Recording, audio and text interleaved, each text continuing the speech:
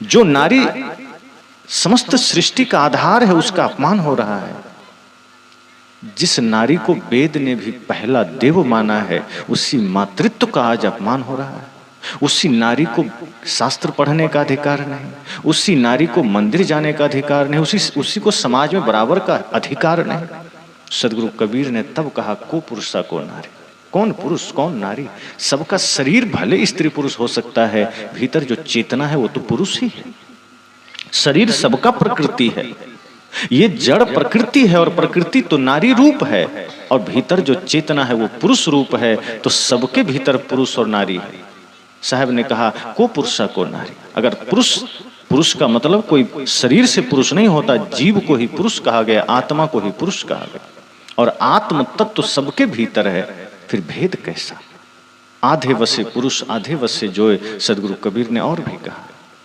तो सदगुरु कबीर ने माताओं के लिए, नारियों के लिए भी एक बहुत बड़े संबल बनकर आए, उनको भी अधिकार दिलाया कि नहीं, ये समाज में जो हो रहा है ये ठीक नहीं है। माताएं ही तो सृष्टि का आधार है, समस्त सृष्टि की जननी माताएं हैं, और उसी को इस तरह से दुत्कारना ये समाज के लिए कतई फायदेमंद नहीं है। और इसी तरह से उन्होंने जातिवाद पर बोला, ब्राह्मणवाद पर बोला, ईश्वरवाद पर बोला। वो वहीं बोले जहां पर बुराइयां थी। अब कुछ लोगों को बुरा तो लगेगा, क्योंकि सदगुरु कबीर हजारों साल की बेड़ियों को तोड़ रहे थे, हजारों साल के रूढ़िवाद को खत्म कर रहे थे। जब सुबह सूरज निकलता है तो किसको दिक्कत होती है, बता सकते हैं? सूरज निकलने से कष्ट किसको होता है? पूरी सृष्टि में सिर्फ उल्लू को होता है, और किसी को नहीं होता। बाकी सबको अच्छा लगता है कि कब अंधेरा मिटे और सूर्योदय हो जाए। सिर्फ उल्लू को दिक्कत होती है, क्योंकि उसको रात में दिखता है, दिन में नहीं दिखता। तो जब ज्ञान का सूर्योदय सदगुरु कबीर लेकर आते हैं, तो सिर्फ तथाकथित उल्लुओं को तो कष्ट होगा ही। उनको कैसे बर्दाश्त होगा सदगुरु कबीर का जागरण? उनको कैसे बर्दाश्त होगा? नहीं सहन होगा, क्योंकि सदगुरु कबीर एक पक्ष की बात नहीं करते। वो जहां होते हैं वहीं फटकार देते हैं। जिस घर में हैं वो कहते हैं पहले यहीं झाड़ू लगा। ये नहीं कि अपना घर है तो यहाँ छोड़ देंगे। कुछ लोग कहते हैं कि सदगुरु कबीर अगर हिंदू घर में पाले गए पोसे गए होते तो हिंदू घर में ऐसा नहीं बोलते, मुस्लिम घर में पाले पोसे गए तो वहां भी वो कम बोले, हिंदू पर ज्यादा बोले। हमने कहा, या संत जन कहते हैं कि सदगुरु कबीर पाले पोसे कहाँ गए, इससे मतलब नहीं है।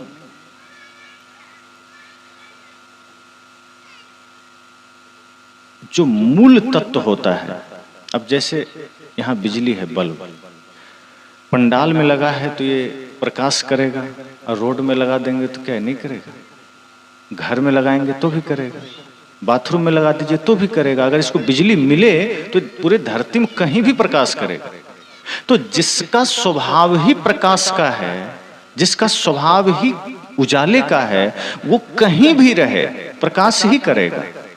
सूरज के बारे में कहा जाता है, हिंदू उपासना करते हैं सूरज की कि हमारा देवता हमारा देवता। मुसलमान तो नहीं करते। तो क्या 57 मुस्लिम देश में सूर्योदय होता ही नहीं होगा? क्या सूरज कहेगा कि नहीं, हमें तुमसे मतलब नहीं, तुम तो पूजा भी नहीं करते, तुम तो सुबह जल भी नहीं डालते, तुम तो सूर्य नमस्कार भी नहीं करते, हम तुम्हारे यहाँ क्यों उगे? ऐसा नहीं है। जिसके पास सिवाय ऊर्जा के कुछ भी नहीं है, वो कहीं भी जाएगा तो ऊर्जा ही तो देगा।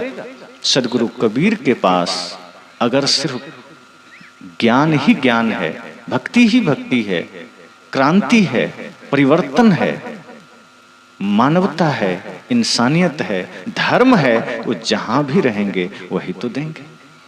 वो हिंदू के घर चले जाएं, मुसलमान के घर चले जाएं, वो जहां जाएंगे वही कहेंगे। अब सोचिए, उस समय इस्लाम का शासन है और सदगुरु कबीर कह रहे हैं, कांकड़ पाथर जोड़ के मस्जिद लई चुनाए, ता चढ़ी मुल्ला बांग दे क्या बहरा हुआ खुदा है। ये हिम्मत है आज किसी को खुलेआम कहने की?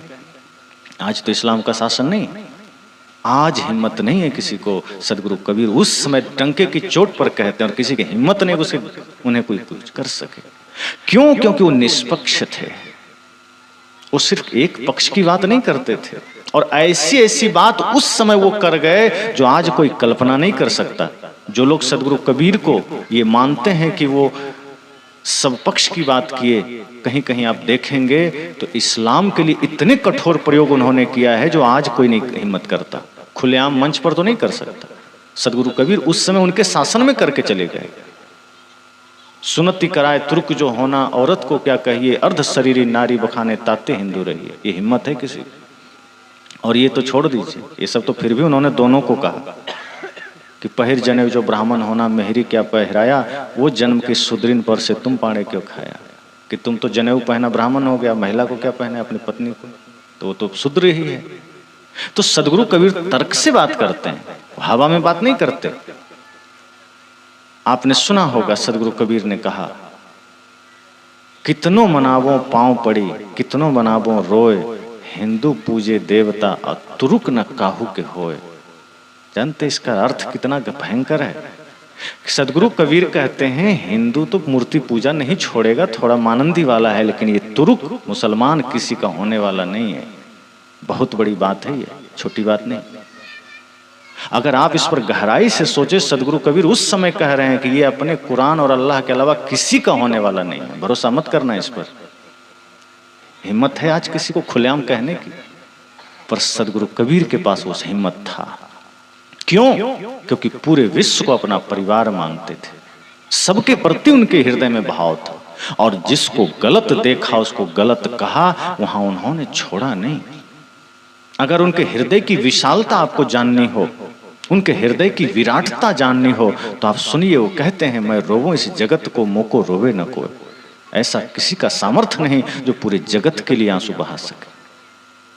परिवार के लिए तो कोई भी आंसू बहा लेता है, अपने समाज के लिए, अपने संप्रदाय के लिए कोई भी आंसू बहा लेता है, अपने बेटे बेटी के लिए कोई आंसू बहा लेता है। सदगुरु कबीर का विशालतम हृदय कहते हैं मैं रोवूं या जगत को, मैं इस जगत के लिए चिंतित हूं, पूरा जगत मेरा है, लेकिन कोई मेरी पीड़ा को नहीं समझता।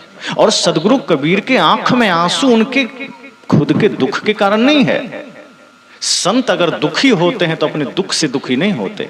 अगर सदगुरु कबीर जैसे महानतम संत अगर आंखों में आंसू ला रहे हैं, इसका मतलब ये नहीं कि उनको कुछ कमी पड़ गया खाने में, पीने में, पहनने में, कि उनको किसी ने कुछ गाली दे दिया।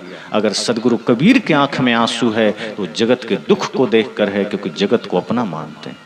वे कहते हैं कि सब मेरा ही तो है, सब घट मेरो साइया सुनी सेज न कोई, कि सब घट में तो वही परमात्मा बैठा है, सब तो मेरा है, और किसी के भी जीवन में अगर दुख है वो मुझे बर्दाश्त नहीं है। सदगुरु कबीर जैसे संत, आज उनके वाणियों को आप पढ़ें, उस वक्त उन्होंने इन सारी बातों को कहा जब पूरा भारत जातिवाद की मानसिकता में था, जब पूरा भारत मुगलों के गुलाम था, तब एक एक बात को उन्होंने कहा, हर दिशा में कहा कि कैसे किसी को बोलना है, कैसे चलना है, कैसे परिवार में रहना है, कैसे शासन करना है, सब बात उन्होंने कहा। कैसे मानवता को धारण करनी है, एक भी बात उन्होंने नहीं छोड़ा। सब कुछ उन्होंने कहा और सब कुछ करके दिखाया। सदगुरु कबीर जब अपनी बात कहते थे तो सिर्फ कहते नहीं थे, उसको पहले जीते थे। और जिन बातों को जी करके कहा जाए वो समाज में जल्दी असर करता है। इसलिए पूरा विशालतम वर्ग सदगुरु कबीर के साथ खड़ा हो गया, और जिनके पेट पर चोट लग रही थी वो लोग उनके विरोध में खड़े हो गए, क्योंकि सदगुरु कबीर पाखंड का विरोध कर रहे थे, और कुछ लोग की रोटियां ही पाखंड से आ रही थी, कुछ लोग का पेट ही पाखंड से भर रहा था। अब जिसका पेट पाखंड से ही भर रहा है, तो सदगुरु कबीर जब उस पर अपना डंडा चला रहे थे तो वो तो विरोध करेगा। वो तो छोड़ दीजिए, कोई आदमी नींद में सो रहा हो, आप उसे जगा दीजिए तो वो गुस्सा जाता है। नींद बड़ी प्यारी है, जागरण किसी को प्यारा नहीं। नींद में कोई सोया है, आप उसे जगा नहीं सकते। जगाएंगे तो अपने बेटे को जगा के देखना, सुबह 5 बजे, 8 बजे से पहले नहीं जगता। आज के बच्चों का सूर्योदय ही 8 बजे होता है, उसका ब्रह्म मुहूर्त भी 8 बजे के बाद होता है। 5 बजे आप जगाने चले गए तो गालियां तो खाएंगे, और नहीं तो गुस्से में 2-4 बातें खाएंगे।